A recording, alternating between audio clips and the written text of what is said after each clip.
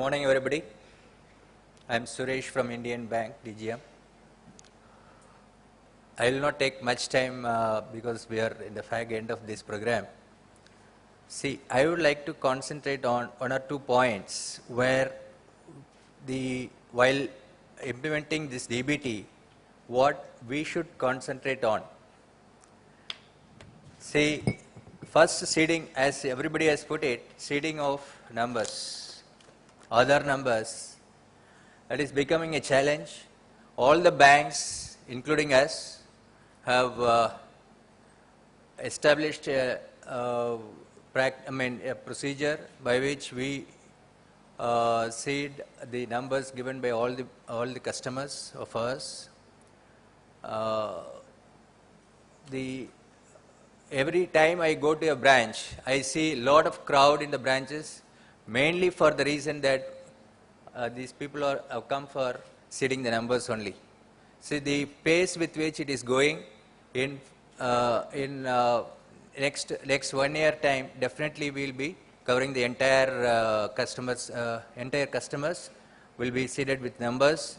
Probably at the end of this year, we will have a lot of improvement in this regard. While constructing the list of beneficiaries by the departments, what they have to concentrate on? They have to concentrate on so many things. The beneficiaries list should be pakka. There should not be anybody who will be able to alter that list. Security of the list should be very important. The persons who are allowed to operate, allowed to change the data should be very carefully, they have to plan accordingly. Because otherwise, there is a chance for amending the data without the knowledge of the person who is signing it. The person who is signing may not be knowing what is there in the CD which is being sent to the branches or through NPCA. So the list should be very carefully kept. That is very important. Then also, while sending the data, what they have to concentrate is that it should be sent only in a form which is not readable to the naked eye. It should be encrypted. It should also come with a digital signature. These are all the things which we should take care of while implementing this DBT. We should not give room for frauds, and that will create, that will make the system failure. So we should concentrate from the beginning itself that the data is sent in a secured form and with authentication, proper authentication also to be there. Then as now the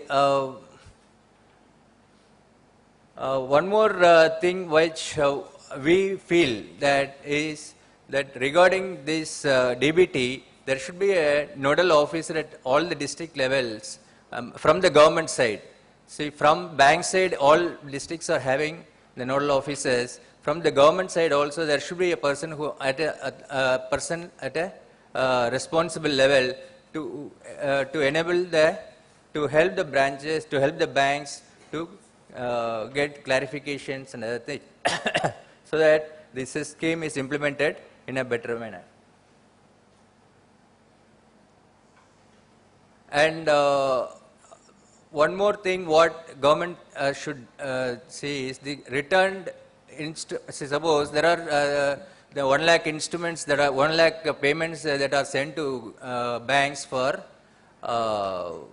payment. There are suppose 20,000 returned. How are they dealing with these 20,000 transactions? Whether how to recapture those data and how it is being processed. That also should be kept in mind while implementing this DBT. Least but not the least, there are banks, while implementing this, there are a lot of problems that they are facing. The manpower problem which they are facing is very acute. There are chances that it will be delayed because of manpower problems. Banks, managements have to be very proactive and see that manpower problems are manpower solved at the branch levels. So these are all the issues that I felt that DBT implementation will face, and if all these are minor problems which we will be able to solve it if we concentrate on. So with this, I think whatever chance is given to me, thank you, thanking the secretary level people, and wish the Maharashtra becomes #1 in implementing DBT. Thank you.